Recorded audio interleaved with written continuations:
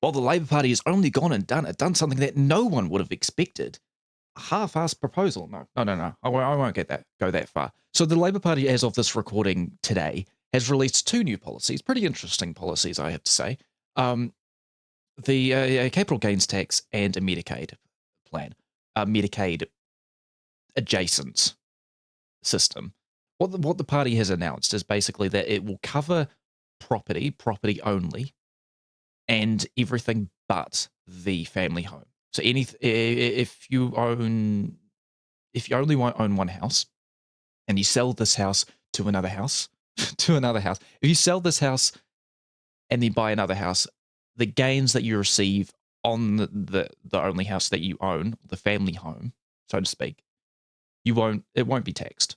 If you own two houses or three houses or four, every house after that first house, if this is making any sense, will be taxed. All the gains that you earn from that will be taxed, and that goes, of course, for commercial property as well.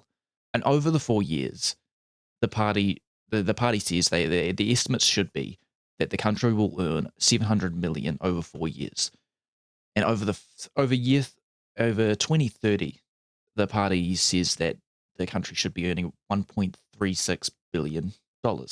In the announcement, I think it's what is really clear to make the case of is that I will talk about the Medicard initiative soon, but I want to talk briefly on the capital gains tax and what the purpose is.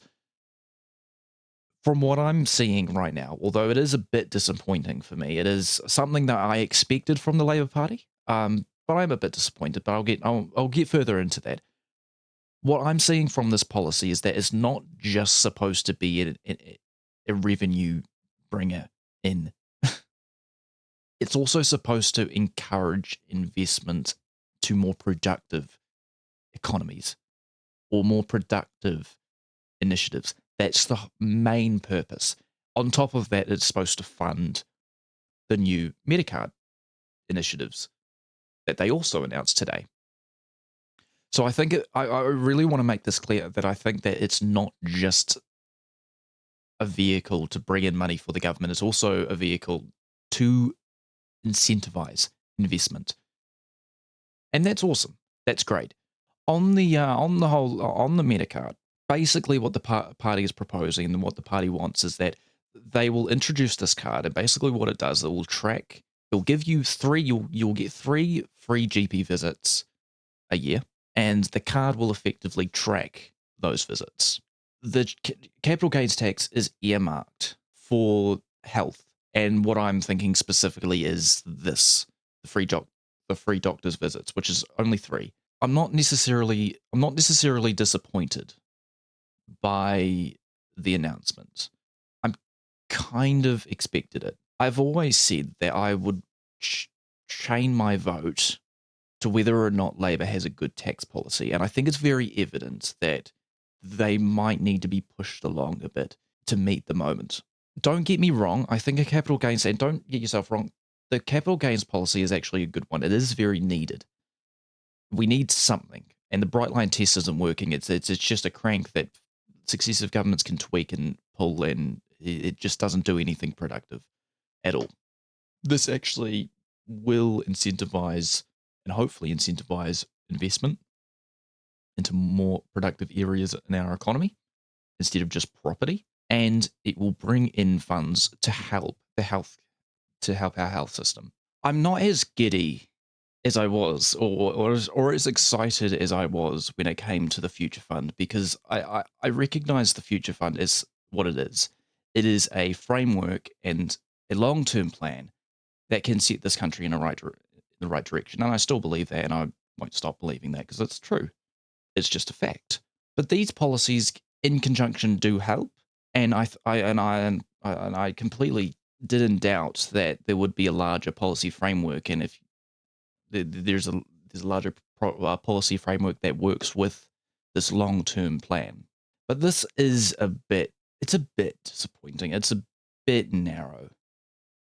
there really needs to be a bit more, and I completely get the reasoning behind not doing a wealth tax. I think that we are the size of country that we will be threatened by capital flight. I think that doing a tax on wealth opens us up to some to some danger. And I think in one of the articles, I think it was RZ article, they reasoned that the reason why they switched from a wealth tax proposal to a capital gains tax was because the fact that one, Australia doesn't have one, and the fact that capital flight is in play.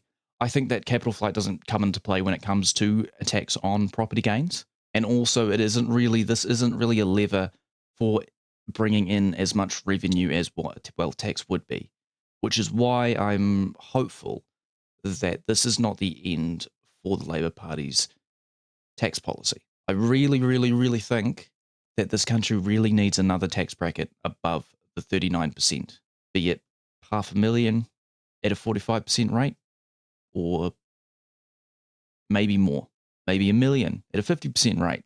Who knows? But that is needed, and there needs to be an influx of cash for the government's coffers, and this isn't really it. And I think people probably should recognize it. It's a step in the right direction. Don't get me wrong. The tax on I don't think the party could actually do the tax on a family home. I think that they wouldn't. It's polled, I believe, at like 36 or the 20 to 30%. The tax without the CGT without the family home is taxed about 45%, and that's the main reason why. I think it's not because of it slightly is because of policy, but the main reason why that they've gone with a capital gains tax is because almost half the country, polling wise, seems to be really, really interested in this policy, seems to be really open about this policy, and you've got 22% of that said poll undecided. So that's free game. And back onto the Medicard affair. The difference between what I'm referring to, which is Medicare in Australia, and the new Medicard initiative that the Labor Party wants, is that Medicare covers the whole system, the whole healthcare system. That's what that card covers. We already have a free healthcare system, and it's crumbling because of this government and other Labor governments. Let's be honest. Let's be honest. But this one isn't that. If that's what you're thinking, if that's what you identify, that's not what that is. All it does is it covers GP visits. That's what that card does. Probably will start to cover other things. It will probably be open to that, but as it stands, that's what it covers at the moment, and it's 3 a year. Not exactly a lot, not exactly transformative. It's a step in the right direction. I think this is to be honest, that's what these two policies are. They're steps in the right direction. I think that the CGT is a transformative change. It's something long and it should have been a thing in the 90s and the 80s when Australia inputted that in. I believe Australia was the 80s. I believe they did that under the Hawke Keating governments. Don't correct me if I'm wrong. Comment down below if I'm wrong. That should have been done in this country ages ago. So yes, I completely get that, Hipkins. It is transformative change. Someone's going to get a twitch in their eye. It's not exactly good enough. It's a step in the right direction, and I'll completely credit that, and I'll completely advocate for this party. But it's not exactly hitting right, which is why I think it's important to have the Green Party to just.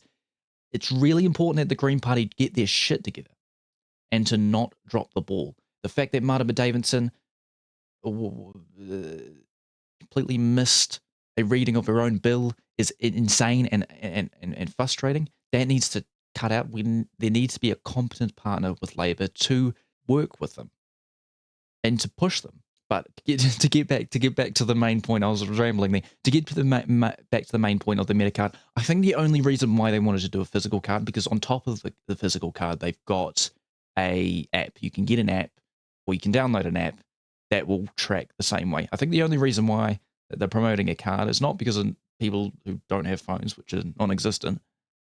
It's because they want a moment like Anthony Albanese, where in his victory speech, he took out the card, the Medicaid card.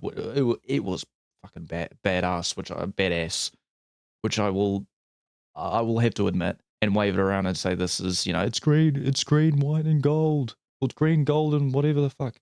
Whatever the colours on the card was. This is in Australia. It's not red, it's not blah, blah, blah, blah. I think that's what they want. It's black and white, it's got a fern on or something like that.